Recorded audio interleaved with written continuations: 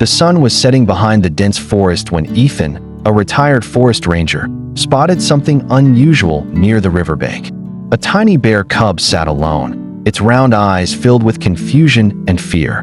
There was no sign of its mother.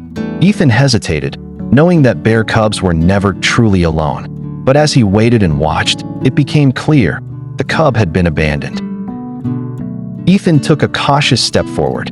The cub whimpered but didn't run. Instead, it sniffed the air and took a few wobbly steps toward him. Ethan sighed. "Looks like you need a family, little one," he murmured, kneeling down. To his surprise, the cub followed him all the way to his truck. When he opened the door, the tiny creature clambered in without hesitation, curling up on the passenger seat. Ethan chuckled. "Guess you've made your choice." At home, the cub quickly settled in. Ethan named him Benny. At first, Benny was clumsy, knocking over pots and tumbling downstairs. He tried to climb onto Ethan's bed every night, insisting on sleeping beside him.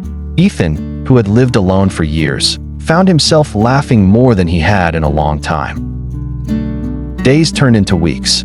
Benny grew stronger, his fur becoming thick and glossy. He followed Ethan everywhere, into town, to the garden, even inside the tiny grocery store where he once tried to steal a loaf of bread. The villagers were wary at first, but soon grew fond of the mischievous cub. One evening, Ethan sat on the porch, watching the sunset. Benny, now much larger, rested his head on Ethan's lap. "You're not just a pet, are you?" Ethan mused. "Your family." Benny let out a soft huff, as if in agreement. Ethan knew that one day, Benny might have to return to the wild. But for now, the orphan cub had found his home, and so had Ethan.